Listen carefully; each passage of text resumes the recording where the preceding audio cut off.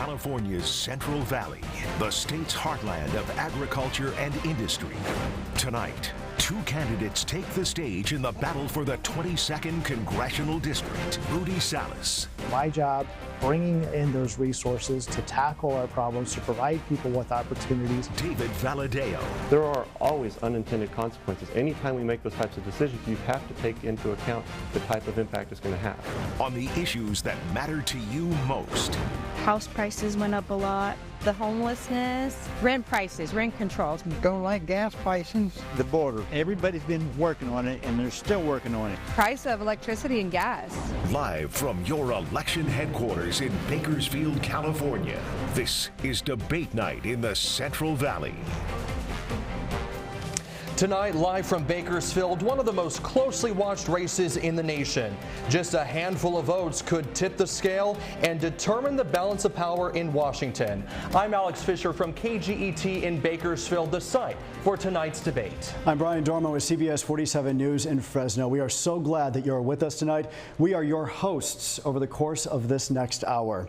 This is the only debate in this race, and you're watching it on air and online on one of two Nexstar media stations in Fresno and Kern counties. You can also follow along tonight's debate using the hashtag CA22debate. There, you will find additional information supporting tonight's questions. Let's go. For tonight, each candidate will get 60 seconds to answer a question. If there's a follow-up or rebuttal, the candidate will get 30 seconds and 15 seconds for clarification if needed. We will be reminding the candidates of those times throughout the night, and when their time is up, the sound of a bell will play. Gentlemen, welcome. We begin tonight with immigration and the crisis at the southern border. A recent poll conducted by Emerson College shows immigration is one of the top issues for voters here in the 22nd District, right behind the economy and homelessness. Mr. Valadeo, this question is for you, sir. Donald Trump says if elected, he will carry out mass deportations of undocumented immigrants. 50% of California farm workers are undocumented, a workforce the Central Valley relies on. You have advocated, sir, for immigration reform, including what you describe as earned citizenship. What is earned citizenship, and specifically, how do you plan to take on President Trump if you are both reelected? Sir, you have 60 seconds. No, I appreciate the answer. And yes, I've always been an advocate for immigration, especially immigration reform, because we have a process that's been broken for a long period of time.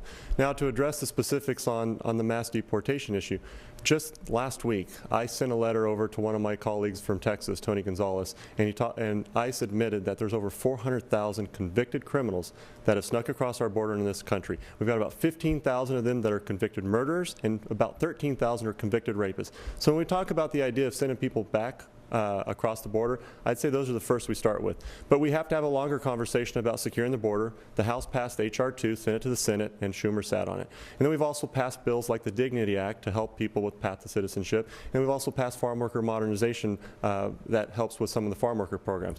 I mean, we have to address it on all aspects and cover it from all different fronts. You can't just sit and complain about one perspective. But sadly, this administration has really dropped the ball and changed the way the border looked, and it's put a lot of political pressure on a small part of the overall problem. Mr. Valadeo, a follow-up for you, sir. Have you ever employed undocumented immigrants on your family's dairies in Kings County? And if you have, what is your message for them tonight? You have 30 seconds. No, we have to, especially being in the political life, we have to be careful. Obviously, we know in the agriculture community there's a lot of folks who are undocumented, but every time we hire people, we have to make sure they're legal, especially with the high profile of my situation.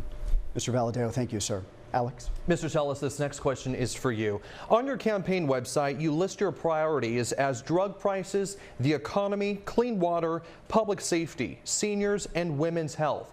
Nowhere does it mention immigration.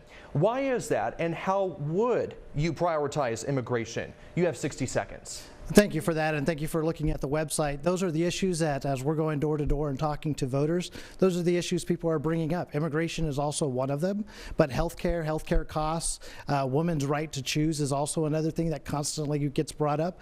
But no, immigration is a thing. We need a pathway to citizenship.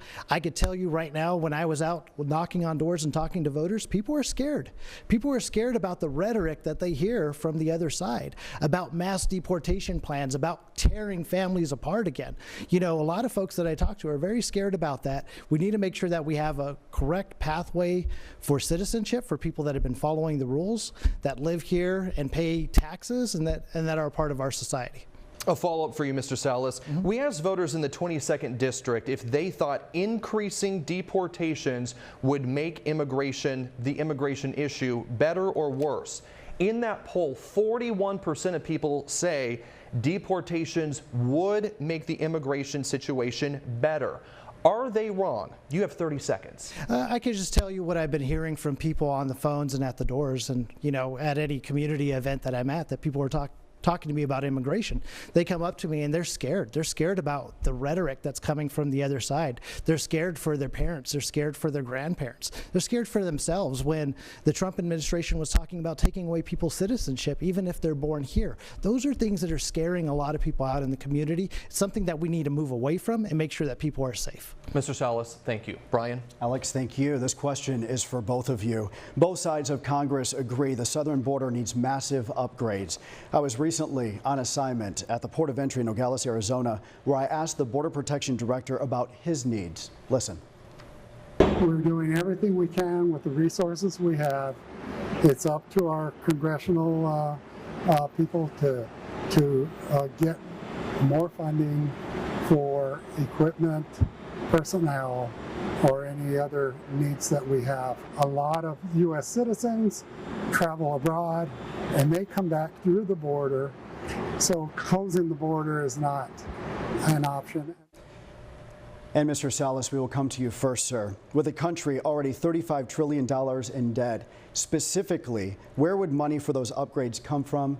You have 30 seconds. Look, we need to make sure that our border's secure. We need to make sure that our communities are safe. I've traveled to and from through the border here in California down to Mexico to visit family, and you know, we need to make sure that they have the resources that they need to make sure that that's taken care of. You know, what I can tell you is people are still scared about the rhetoric that's still coming out from the other side. Tearing families apart is a wrong approach. We need to make sure that people are safe.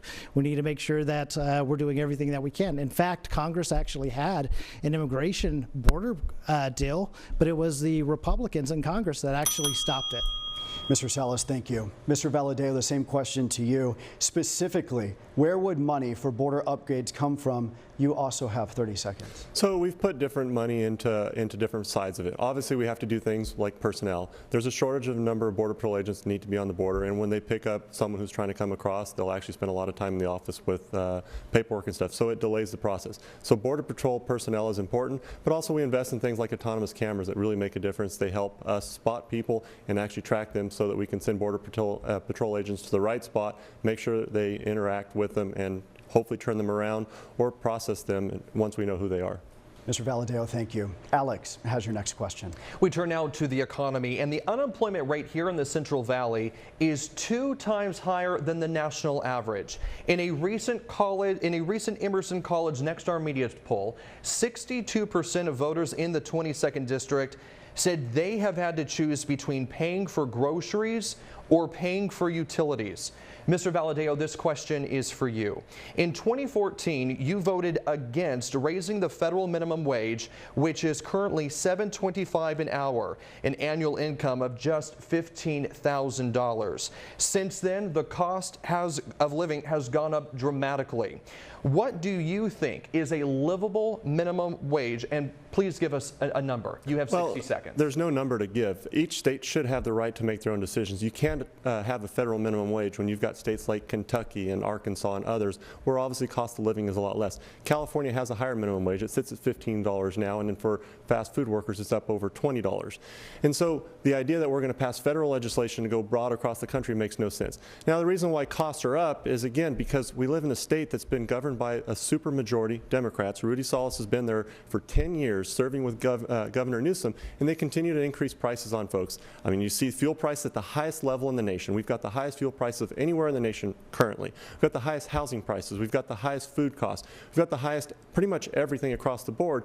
And the legislation that continues to come out of the state legislature, like today in a special session, you see the Assembly passing more legislation that even a Democrat governor from Arizona is acknowledging would raise the price of fuel. And so we have to look at the source of the problem. And the source of the problem is the supermajority in Sacramento that my colleague here has spent the majority of his career in and was a part of. Mr. Valadeo, thank you. Mr. Salas, the same question to you now, sir. What do you think is a livable minimum wage? Could you give us a number, please? You have 60 seconds. Yeah, I supported the minimum wage here in California. We should pay people what they're worth.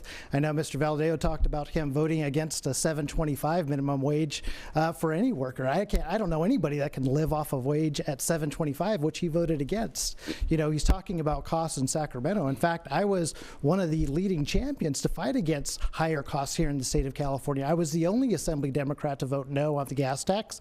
I actually helped California negotiate lower medicine prices, something that Mr. Valadeo failed to do in Congress, something that, you know, when Medicare had a chance to lower and negotiate lower prescription medicines, he voted against it. Mr. Salas, thank you. I think it's important to address that. He talks about his one time that he voted on the gas tax, but there's actually 39 total votes. One that he voted the right way, 38 that he voted the wrong way. So I think it's important to clarify that there were plenty of opportunities to actually do something. And if you actually look at our gas prices, if he says he lowered our prices, it does not show at the gas pump. I mean, we're literally the highest gas prices in the nation, and they continue to brag about it as if they've done something positive. And we will get to gas and oil in just a moment. Thank you. Mr. Salas, thank you so much. Thank you. Brian has your next question. And this next question is for both of you gentlemen. And Mr. Salas, we will begin with you, sir. In April, California passed a minimum wage increase for fast food workers, taking wages to $20 an hour. Restaurant owners are telling us they've had to cut hours, pull benefits, and raise prices as a result, some even forced to close. How do you protect business owners while providing Californians with a livable wage? Mr. Salas, you have 60 seconds. Yes. Workers, and we need to protect our business owners. It's something that we've always constantly fought to do. That's why I've been named a small guardian for the Small Business Association here in the state, and it's why I continue to keep pushing to make sure that we're making sure that costs are coming down. It's making sure that we're doing everything that we can to bring down those costs, right? Things that Mr. Valdeo's failed to do in Congress, whether it's the price of medicine, whether it's just affordable housing, whether it's any price to bring things down to alleviate here in the Central Valley, he's failed to do. Mr. Salas, thank you. Mr. Valadeo, that same question to you, sir. How do you protect business owners while providing Californians with a livable wage? You also have 60 seconds. Well, when you look at the state legislature passing literally 1,000 new laws a year, every year our business owners have to look at and watch the news on January 1st of 1,000 new laws that they've got to find a way to deal with. And those costs are being borne by these folks. If you're a trucking company, do you think you can afford $4 and $5 diesel? Can you afford the insurance at the rates that they're going up to? And that's why businesses are fleeing California to other states. And the issue that we're dealing here is we've got a person who's been in office for 10 years in a supermajority and has the ability to pass anything he wants to solve our problems. But instead of fixing the problems of the state, he wants to now run for Congress and put those problems on the rest of the nation so people don't have a place to flee to. And the results here is that we need to fix the problems in California, and we need to continue to be productive at the federal level so that our businesses can be competitive. And that's tax policy, trade policy, energy policy. All those things play a role in lowering the cost for business so that we can afford to do business here in the United States and bring dollars in and add to our economy. Mr. Valadeo, thank you, sir. Alex? We recently polled voters in the 22nd Congressional District, and we asked them if they have ever considered leaving California because of the high cost of living. 61% of those polled said yes, they have considered leaving California. In fact, here's what some voters have to say. I don't really make too much. I'm at like 21 an hour right now, and that's really not enough to buy a house when it's around like 350 and up, 350,000 that is. It feels like every year everything's going up, and they do raise our wages every now and then, but it doesn't really match up with what the price of living is really. Our question to both of you tonight, is the California dream dead? Mr. Salas, we will begin with you. You have 60 seconds. Look, I'm trying to live and make the American dream affordable for everybody. I grew up here in the Central Valley. I grew up in a single-family household with one income. You know, I know what it means to work extra shifts and to work overtime to pay the bills. That's why my entire career has been spent on trying to lower costs for Californians, trying to make things more affordable, trying to make healthcare more affordable, trying to make housing more affordable. You know, things that my opponent, who's been in Congress for over a decade, has failed to continue to do. He actually voted against affordable housing. He actually voted against capping the price of insulin at $35, knowing that we have some of the largest diabetic rates in the entire country, let alone here in the Central Valley. Mr. Salas, thank you. Mr. Valadeo, the same question to you. Is the California dream dead? You also have 60 seconds. No, the California dream's not dead, but we do have to change what's going on in Sacramento. And the fact that he served there for 10 years, again, in the supermajority, where they have the ability to pass all the legislation they could possibly want to make a difference for our community. They've not done that. If we want to bring homes into the Central Valley, we've got to change the regulations. Currently, for someone to build a home, a third of the cost is the regulatory process. So every person out there watching right now, $300,000 home, $100,000 of that is just paperwork, because Sacramento thinks it's important to do paperwork, and that is adding to the cost. You look at a trucking company or a dairy farm or any other farm.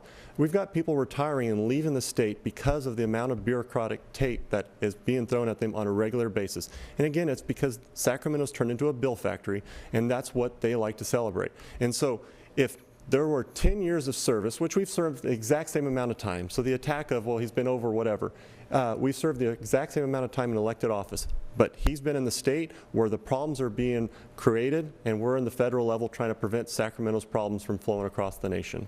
Mr. Valadeo, if I may. You. 15 seconds. 15 seconds, yeah. Mr. Valadeo continues to bring up Sacramento when he's been in Congress. He's been elected longer than I have. Congress can overrule anything that the states do, but he's failed to do that. All right. Obviously, math's not his thing. It's 10 years. We've both served 10 years. All right, gentlemen. Thank you so much. Addition is not your thing, apparently. No. You were in the state legislature before, and you were in Congress. You just said I was in Congress. All right, gentlemen. You were in both, right? All right, gentlemen, thank you so much. We're going to move on. Brian? As both of you know, homelessness is a key issue for Central Valley voters. At last count, there are nearly 5,000 homeless people living in Fresno and Madera counties. That is a 10-year high. The state and federal government has spent billions in homeless funding. However, an audit shows California failed to track its homelessness spending and outcomes. This question is for both of you gentlemen, and Mr. Salas, we will come to you first. On the federal side, how will you, sir, guarantee that funding for homelessness will, 1, get to its intended recipients, and 2, produce results? Mr. Salas, you have 60 seconds. Yeah, homelessness is an issue that we definitely need to deal with. Congress needs to be doing more. Congress needs to make housing more affordable. Legislation needs to be passed to put people in homes, to help with first-time home buyers credit so that people can achieve the American dream. The other side of that token is we need to deal with mental health. Some of the things that I've tackled at the state capitol to help do that. You know, Congress has failed to act to actually push to make sure that the accountability is there so that we're putting people in homes, making sure that the mental health resources are there, and making sure that our locals aren't overwhelmed. Mr. Salas, thank you, sir. Mr. Valadeo, the same question to you. I'll repeat it. How will you, sir, guarantee that funding for homelessness will, 1, get to its intended recipients, and 2, produce results? You also have 60 seconds. So serving on the Appropriations Committee, I've been able to help with some direct funding requests here in the Valley. So right now we're working on a homeless shelter here in Bakersfield, about $9 million that I've brought in for that. And I've also helped with Cap K, bringing another $4 or $5 million there with some food assistance there with their food bank. And we're going to continue to look for ways to provide those resources. Obviously, a lot of this falls on the state, but the homeless situation itself, yes, we've got a shortage of mental health professionals that can help folks before they get to the point where they're self-medicating and on the streets, but we have to address that. We also need to change the rules, and currently there's a ballot initiative, Prop 36, that's on the ballot, which I support, which will allow law enforcement to play a stronger role and help force people to go through the process to get clean and get off of drugs, and hold these criminals at least off the streets until they can get into a better spot. And those are the types of things that need to happen. Sadly, Sacramento has failed, and so our DAs and other local community folks got together and raised the money and put Prop 36 on the ballot. That's going to make a difference. But at the federal level, it's the things I've been doing. Funding for our local law enforcement, if it's a local police station with radios, vehicles. I helped with the dispatch center. So we're going to continue on that front. Homeless shelter, food banks. Those are all things that I've done and delivered on and will continue to work on. Mr. Valadeo, thank you, sir. Alex? The Supreme Court recently gave local governments greater ability to enact and enforce criminal penalties for those living in homeless encampments. A recent study by 17 News conducted back in June found the 3 major shelters here in Bakersfield are often at capacity. Simply put, there are not enough beds for the amount of people living on the streets. Mr. Valadeo, this question is for you tonight. Should people living in encampments face jail time or face fines even if local shelters do not have enough beds? You have 60 seconds. I think it's going to be on a case-by-case basis. I mean, you've got folks that are just living on the street and not doing anyone any harm. The problem that we're having here in the Central Valley, especially in Bakersfield and some of these communities, you've got homeless folks that are literally walking into businesses and they've got to lock their front door to keep them out. And they're high on drugs, they're creating havoc, they're distractions, they're destroying personal property, and some of them are being pretty obscene, taking clothes off and doing things like that.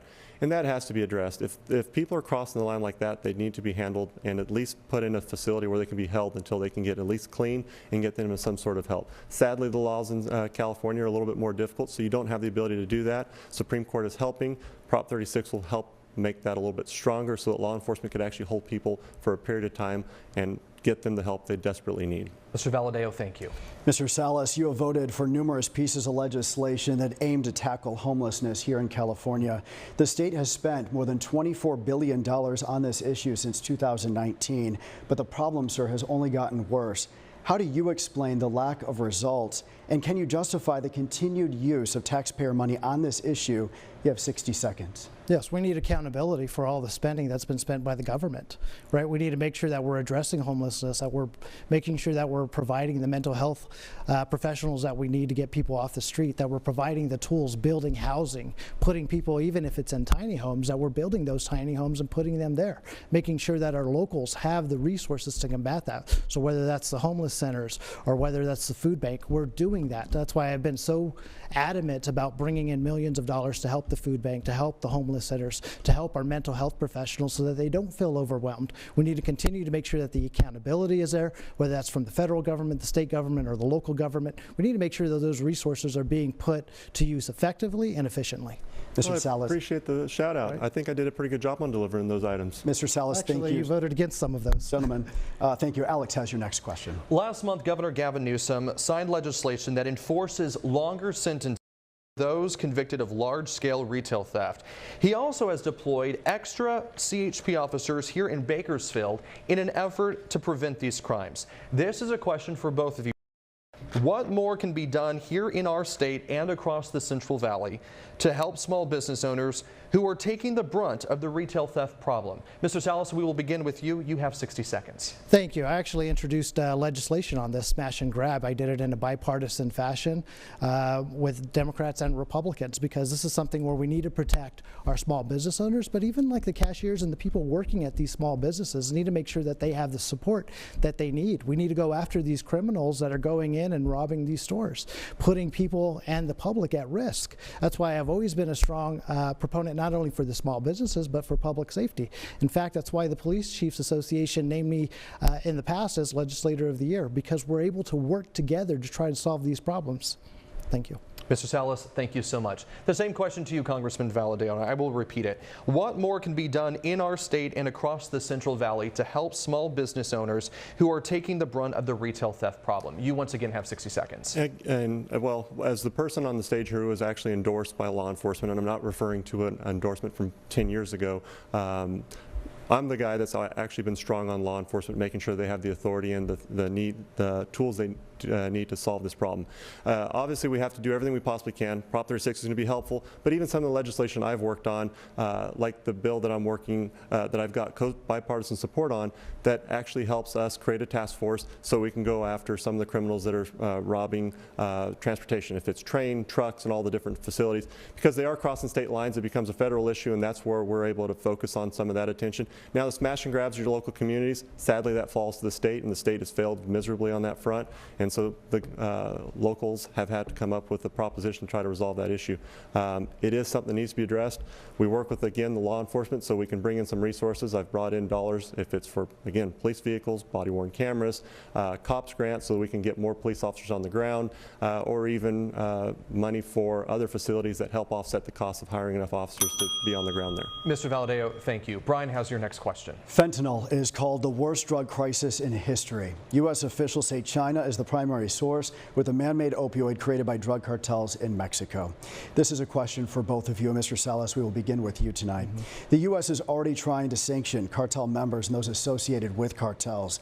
Should Congress hold the government of Mexico responsible, and how, for the mass number of drugs coming across our southern border? You have 60 seconds. Yeah, the government needs to do everything it can to make sure that the public is safe here in the United States and here in California and here in the 22nd Congressional District. That's why I fought so hard to make sure that we get that funding, to make sure that public safety has the resources that they need to do that. That's why I've introduced legislation to actually tackle the opioid and fentanyl problem, was something that I've done in a bipartisan manner, something that we've also looked at and actually passed here. Now, more needs to be done. I will tell you that if I'm sent to Congress, I will support funding to make sure that our streets are safer. I know Mr. Valadeo, when he had an opportunity to vote for more DEA agents at the border, he actually voted against it. He voted to cut DEA agents. He actually voted to cut law enforcement officials. I think that's the wrong approach. I think we need to make sure that our streets are safe. Mr. Salas, thank you. Mr. Valadeo, the same question to you. Should Congress hold the government of Mexico responsible, and how, for the influx of drugs coming through our southern border? You have 60 seconds. I mean, holding them responsible is probably not the appropriate term. They need to be a partner in this, and they need to be an active partner in this. And we have to work with our legislators, our colleagues across the aisle, but also our colleagues across the border. And the president needs to work with the other president. But ultimately, it's our responsibility as a country to make sure our border is secure. Legislation like H.R. 2 that is passed off the House floor that Senator Schumer is sitting on is the type of legislation that would actually make a difference. We have to make sure that we're watching our ports of entry, funding those different departments that oversee. If it's the USDA inspecting trucks, or if it's the Border Patrol watching the border, or whatever agency it is that is in charge of that specific sector of the border, those need to be addressed. Now, as far as defunding anything, that's not true. Obviously, we've worked on making sure that we funded all the different programs we possibly can, but we also have to have policies that function. Just sending money to an agency, but then having policies in place that welcome these folks in and allow them to abuse our system is exactly what's caused the problem we're in, and that's all happened in the last 4 years. Mr. Valadeo, thank you. 30 minutes down, 30 more minutes to go. We are at the halfway point. We have much more to come here tonight, including topics that will directly impact you and your family right here in the Central Valley. We are back in just 2 minutes.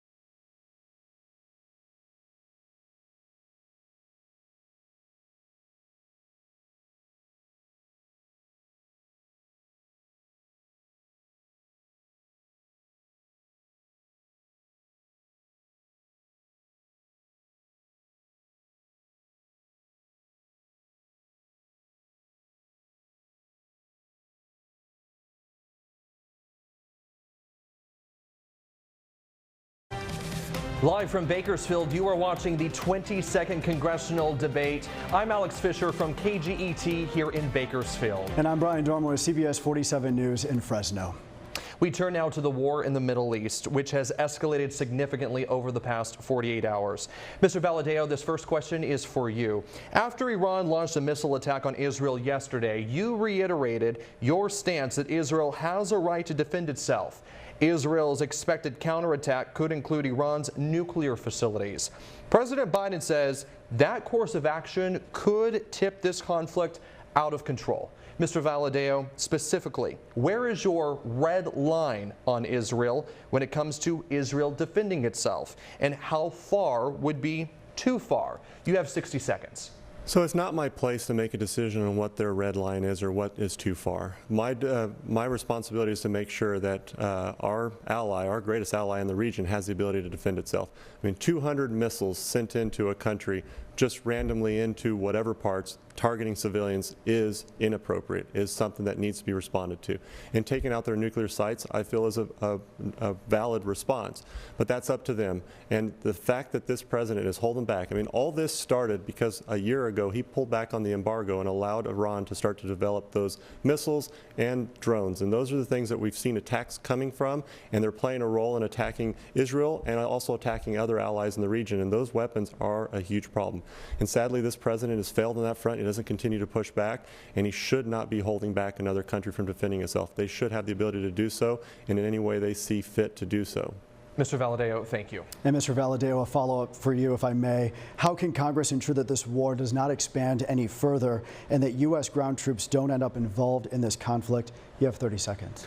Well, obviously, we don't want to see any of our folks fighting a war in the Middle East. I think we've done enough of that over the last few years. And so the reality of the situation is to allow Israel to do what they see fit, because they've got the intel on the ground. They live there in the region, and they have the best at least feeling for what they need to do. And so the fact that our president came out and told them to back off or to slow down, I just don't feel that's the appropriate way for us to handle it. I think we need to be supportive of our ally and allow them to do as they need to do. Mr. Valadeo, thank you. Mr. Salas, where is your red line, sir, on Israel when it comes to Israel defending itself? How far is too far? You also have 60 seconds. Thank you. Yeah, Israel needs to defend itself. You know, they need to be given the tools to do so. I can tell you, look, I'm just a Central Valley guy. My grandfather just told me, like, look, you stick with your friends, you stick with your family, right? Israel is our friend in the region. We need to make sure that we get back to a negotiated peace. To me, I think we need to go back to the Camp David Accords, something where we were really close at actually negotiating peace in the Middle East. That's something that in Congress I would push for and something I would support. Mr. Salas, thank you. Thank you. According to Gaza's health ministry, more than 40,000 people have been killed in the war in Gaza. The one-year anniversary of this war is on Monday, and there's no night.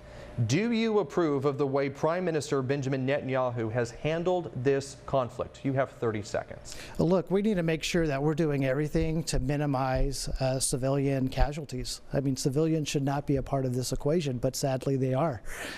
So that's why I think getting back to the Camp David Accords, negotiating a peace between everyone in the Middle East, including Gaza, including Israel, including the greater region, that's the pathway to go forward. That's a negotiated long-term peace that will bring stability to the region. A quick clarification, do you approve the way Prime Minister Benjamin Netanyahu has handled this crisis? I think he's done a lot better job to make sure that we minimize those casualties for everyone involved. Mr. Salas, thank you. Thank you. Brian?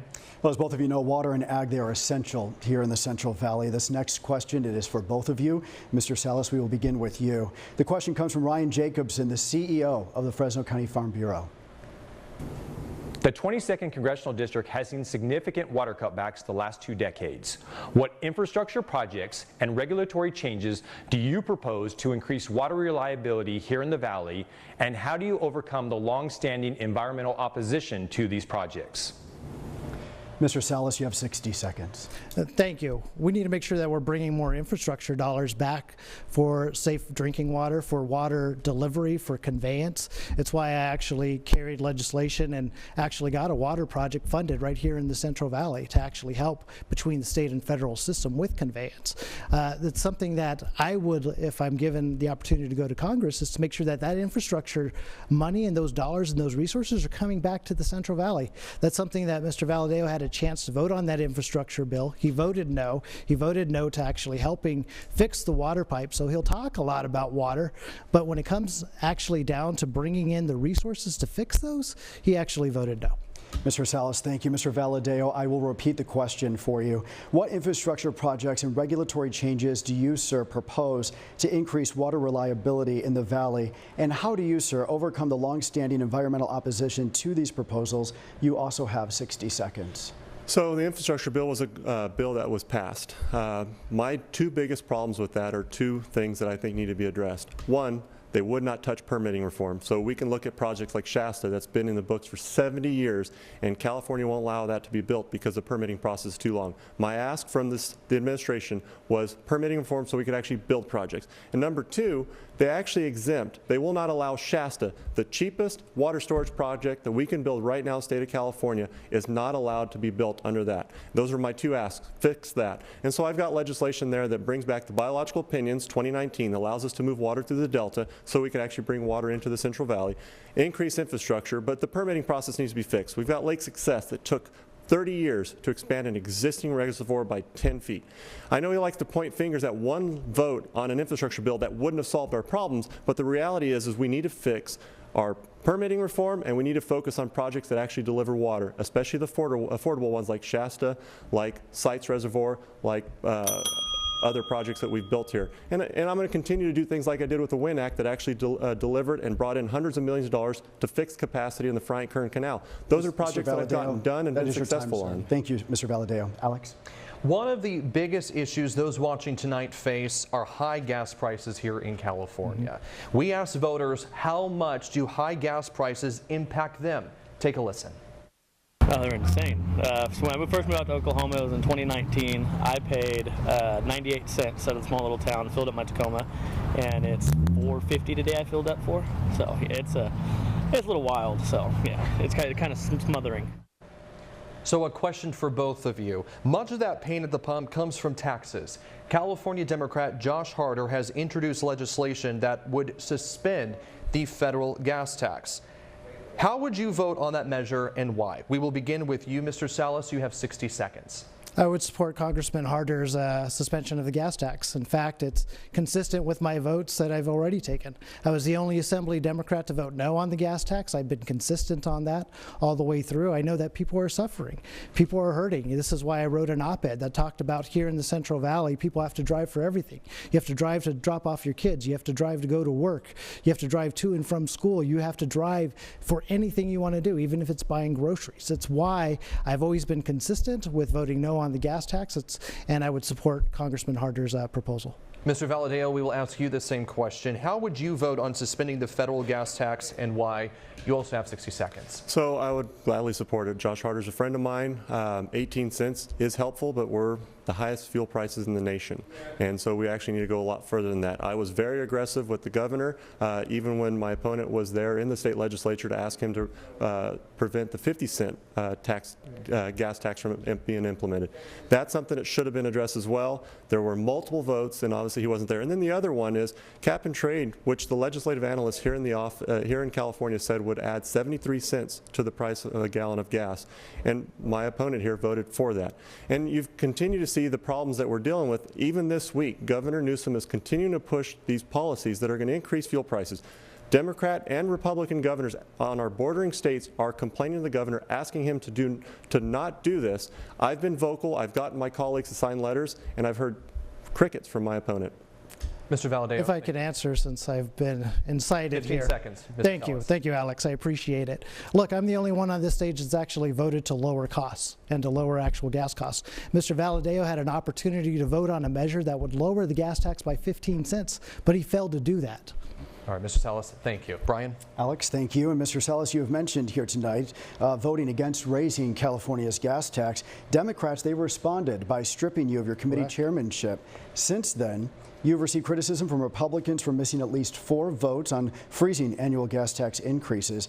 You've said that you only vote on the final version of bills. Sir, my question to you is, why is that? And what do you say to those who argue that lawmakers should be involved in the entire process? You have 60 seconds. Yes, I was the only Assembly Democrat to vote no on the gas tax. It was covered throughout the entire country, covered here extensively. I took a beating for it. I lost my chairmanship over it. I was punished for standing up for Central Valley families by voting no on the gas tax. It was covered extensively. It's a vote that I would take again. It's a vote that's been very consistent. Now, as to the other part of your question, you know, a lot of times the reason why I'm so effective in bringing millions of dollars and resources back home to tackle our problems is because I'm able to work with Democrats and Republicans to let them fix their bills, offer them ideas on how to fix their bills, so that we can actually get things done for Californians, so we could actually get things done for Central Valley families. That's why I've been successful in making sure we brought back like $10 million for the cancer center, making sure that we kept the local hospital open and from closing its doors, making sure that we funded a 911 dispatch center, replaced safe drinking water wells. It's why I've been so effective. The question to you, sir, is what do you say to those who argue lawmakers should be involved in the entire process? 15 seconds for clarification. Yes, we are involved in the entire process by offering amendments, by talking with our colleagues to make sure that they're putting legislation that's better for Central Valley families. Mr. Salas, thank you, sir. Thank you. Alex has your next question. We turn to the presidential race now. Mr. Valadeo, you were one of 10 House Republicans who voted to impeach President Donald Trump following the January 6th Capitol riot. At the time, you said Trump, without question, was a driving force in the catastrophic events that took place that day. Out of those 10 Republicans, only 2, including yourself, are still in office. So my question to you is, who do you plan to vote for in next month's election and why? You have 60 seconds. So I'm going to let history decide how that vote plays out. And so I've taken a position where I'm not going to get involved in the presidential, and I'm not going to pick or announce who I'm voting for just for the sheer purpose of any mention of who I'm voting for is going to be perceived as an endorsement. And so I've chosen to run my own race, focus on the 22nd Congressional District, and not get involved in the presidential race. And I'm going to stick to that one. Do you feel as though the voters in your district deserve to know who you will be voting for in next month's election? You have 15 seconds for clarification. No, I have a record of delivering for the Central Valley with all the different water projects and all the different types of things that I've been able to bring here for the Central Valley. And I think the voters want to see someone who's effective, who's not afraid to take on their own party, and someone who knows how to deliver for them in Washington. And they'll see that as me, and I believe they will support me for it. A quick follow-up, Mr. Valadeo. Do you think someone that you voted to impeach is a responsible choice for president? You have 30 seconds. Again, when we look at this situation that we're dealing with, my vote will speak for itself and history will be the judge of that. And to try to get involved and try to relive and relitigate that situation is just not helpful rhetoric right now. Mr. Valadeo, thank you. Thanks. Brian? Gentlemen, let's turn to the topic of abortion. And Mr. Salas, this next question goes to you, sir. In 2022, you co-sponsored a measure that enshrined abortion rights in California's Constitution. Some argue that it is too broad and unrestrictive and allows for late-term abortions. We know, sir, that you support a woman's right to make her own decisions, but it's unclear, sir, where you stand on how far along into a pregnancy you support an abortion. Can you clarify your stance for us tonight? You have 60 seconds. Thank you. I have always believed that this decision should be left between a woman, her doctor, and within her own faith. Women should have the freedom to choose what happens with their own bodies and to determine their own. I would leave it up to the experts. I would leave it up to the doctors, to the women, and to the and within our own faith. I don't think politicians like David Valadeo or anybody else should be interjecting themselves to make those decisions.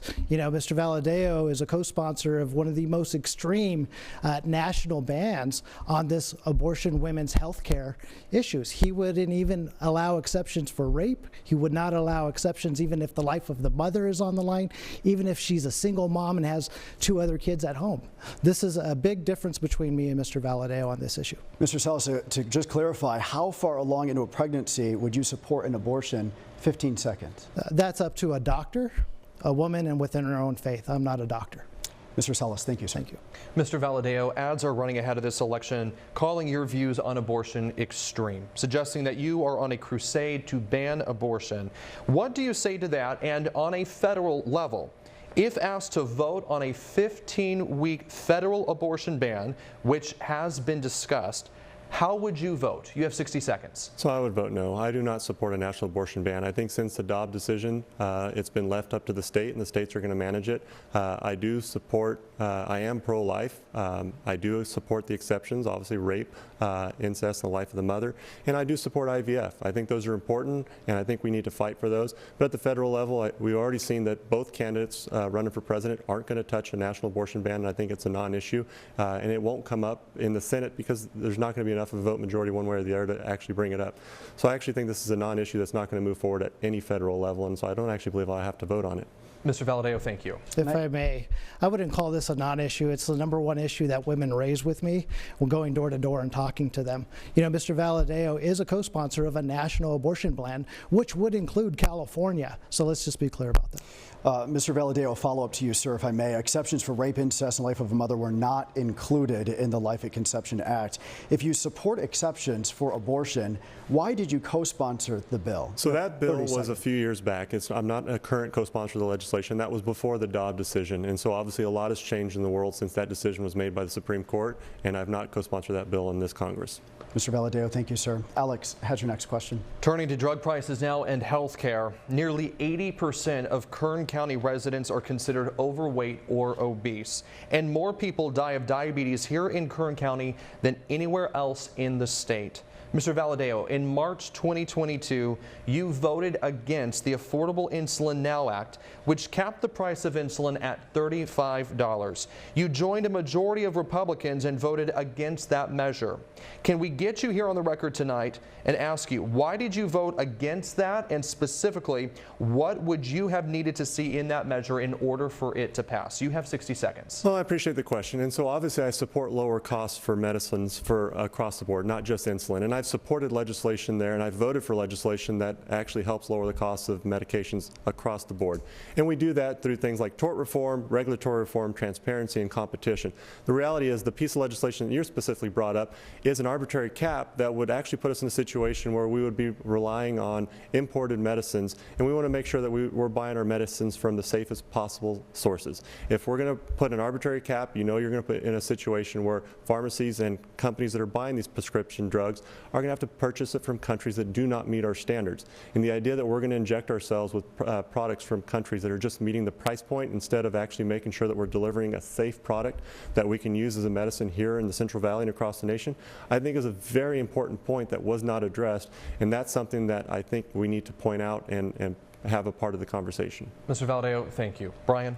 A question for you, Mr. Salas. Congressional lawmakers recently took on drug makers of obesity drugs like Ozempic, saying that prices in the United States are dramatically higher than other countries.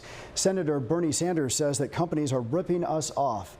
Do you agree with the senator? And what would you do, sir, to tackle the price of new obesity drugs? You have 60 seconds. Look, this is the price of medicine. We need to make sure we're doing everything to negotiate lower prices for Americans and for Californians and for Central Valley families.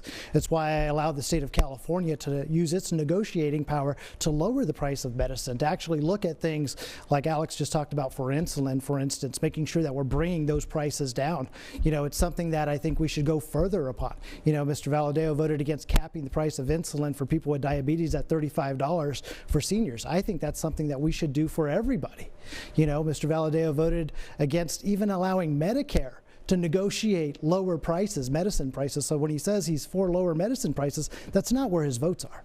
Mr. Salas, thank you. Mr. Valadeo, I'll allow you 15 seconds to respond. Well, the problem with a lot of the legislation he's referring to ends up being a part of a larger package with some really bad poison pills in there. So to act like this is a standalone piece of legislation that anyone voted for is inaccurate. And the reality is you can't just negotiate a lower price and ask a company to lose money on a medicine. We have to actually work on lowering those costs, and that again is the regulatory side, tort reform. I mean, the lawsuits and everything else that they have to deal with, all those things play a vital role in making sure that we have the ability to deliver medication at an affordable price. And none of that is being addressed when you just simply negotiate. Mr. Valadao, thank you, sir. Be an effective That is your time, representative. sir. Mr. Valadao, thank you. Alex? All right, now to another issue that impacts so many residents here in the Central Valley. Some of the nation's largest homeowners insurance companies, including Allstate and State Farm, are pulling out of California because of wildfires and flooding. Natural disasters are leaving families scrambling to find coverage now more than ever. Mr. Valadao, this question is for you. Congressman Adam Schiff introduced the Insure Act back in January. It would create a federal reinsurance program at an initial cost of $50 billion. As a Republican, would you vote for that measure? You have 60 seconds. I can't address a bill I haven't actually read. Obviously, I would take an honest interest in it and take a look. But the reality is, if you're going to look at solving the problems here, you've got to actually look at what we do to manage our forests, what we do to actually take care of the situation and the problem that is causing this. When you talk to the home builders about what the issue is to make houses more affordable, it is, again, the regulatory process, but also supply chain issues, bringing in lumber. If we did a better job of managing our forests, we would have more available lumber, more available supplies to build homes, make them more affordable. That has increased the cost of insurance. And then whenever there's a fire, obviously that destroys a lot of homes. Insurance costs are going to go up. So if we don't manage our forests, we're going to have a situation there where we're going to have more fires and more replacement costs, and that's going to increase insurance costs. And then if we don't manage our forests, the reality is the number of trees per acre is actually going to have an impact on the amount of water that flows south, because overpopulation of trees absorbs too much water and doesn't allow water to flow south, and it doesn't allow us to have that water in storage so we can use for irrigation and for our communities. I mean, the reality is we have to get to the root of this problem and actually look at how we solve the forest fire situation. Mr. Valadao, thank you. Mr. Salas, critics argue the Insure Act could have a dangerous effect in our state, encouraging more housing and developer growth in natural disaster-prone areas. We know California is always in need of more housing. Are the critics wrong? You have 60 seconds. Thank you. Yeah, I would like to look at the Insure Act to see exactly what it says. We know what we need to do is we need to keep our communities safe. We need to make sure that any housing projects that are put in, that they understand what those risks are, but we need to make sure people can actually afford their insurance, right? We need to make sure that we're doing all of these things. I'm happy to look at it with Congressman Schiff, or Senator Schiff, soon to be Senator Schiff, on the Insure Act, but you know, climate change is real. We need to make sure that we're tackling not only just wildfires, but all natural disasters. Mr. Salas, thank you. Alex has your next question, gentlemen. California is home to 1.8 million veterans, the largest veteran population of any state here in the U.S. Congressman Valadao, you secured language in a recent appropriations bill that requires the VA to begin construction on the Bakersfield VA clinic no later than September 2025, unless a court order prevents them from doing so. But even then, the clinic will take years to construct. What can Congress do right now to help veterans get the care that they desperately need? You have 60 seconds. Well, continue to provide services through the existing facility is important, making sure they have access to even community health facilities, and which is the legislation that we've passed.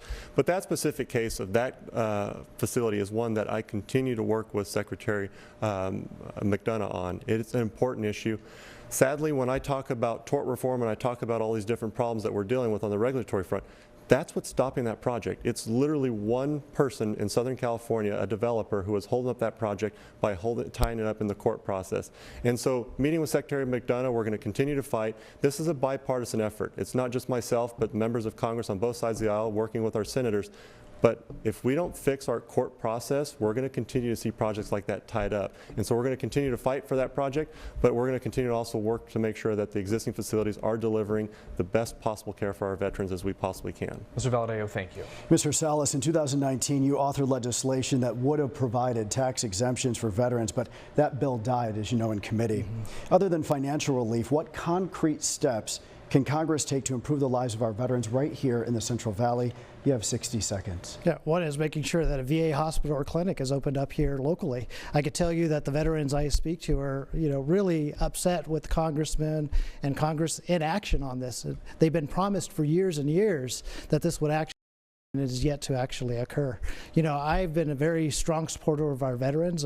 In fact, I've actually been awarded by the VFW and various veterans groups just for my work in with them. So whether we're helping on the mental health side, or even when we funded the strike teams to make sure that veterans were able to access their benefits at a time when a lot of them were having difficulties, that's where I stand with veterans, and I'll continue to keep doing that. And Congress needs to do more to make sure that we're having resources available for veterans, whether it's actually mental health, whether it's actually health care, whether it's the clinics, whether it's the VA hospital. But we need to make sure that we're treating our veterans with respect. Mr. Salas, thank you. Alex, with your next question. Let's turn to another topic that has a lot of people in California talking. And matter of fact, a lot of people here in the Central Valley are now seeing it in real time. The high-speed rail. Its price tag is now $128 billion. And testing will begin for the Bakersfield to Merced line in 2028. Mr. Salas, we'll begin with you. You say you voted against the high-speed rail since the beginning, despite the fact, according to the Rail Authority, the project has created 9,000 construction jobs for Central Valley residents.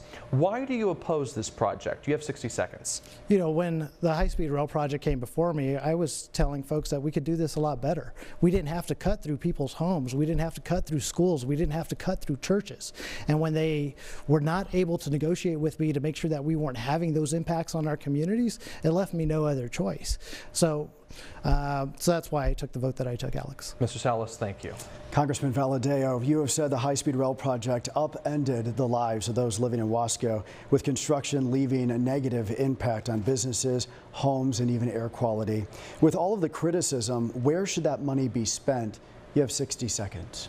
I mean, obviously we need to do more on our roads and our infrastructure. Expand 99 so that there's not so much congestion.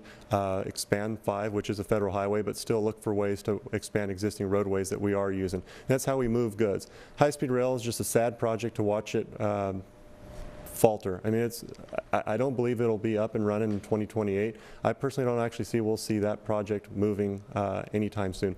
And then in the Wasco situation, that was one of the projects that when it came through that community, I met with local business owners. It was sad to see that they were losing access to their facilities, but also the farm worker camp there that they shut down. I was able to help secure some funds to build a new replacement there for farm worker housing, and also pressure high-speed rail to tear down the old facility that was attracting the homeless and making it dangerous for our law enforcement. And it's sad that high-speed rail has been such a disaster, but we've been able to work through some of the problems and try to help our communities to the best of our ability. And I think we've actually delivered on some pretty nice housing projects there in Wasco because of it. Mr. Valadeo, thank you. Well, listen, we have covered a lot of serious topics here tonight. We learned where you stand on these important issues for voters. We also want those watching right now just to get to know you a little bit better on a personal level. So a question for both of you. Talk to us about someone who inspired you and really changed your life. Mr. Salas, we will begin with you. You have 30 seconds. Thank you. I would say it's my family and my grandfather.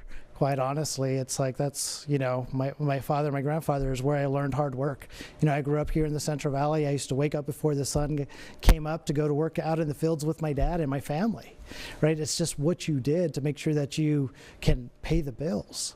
You know, I went to all public schools here. Was the only one from high school to go to UCLA. Had to work 2 jobs, kind of pay my way through. So, you know, that for me is kind of what drives me. For me, it's about making a difference for families, people that grow up, giving them those opportunities, giving them the ability to achieve the American dream. All right, Mr. Salas, thank you. Mr. Valadeo, we will ask you the same question. Talk to us about someone who inspired you and really changed your life. You also have 30 seconds. I'd say my dad. My dad immigrated here when he was 25 years old, didn't speak the language, didn't know how to drive a car, bought his first car without a driver's license, learned to drive in that car because he didn't want to hurt anyone else's vehicle.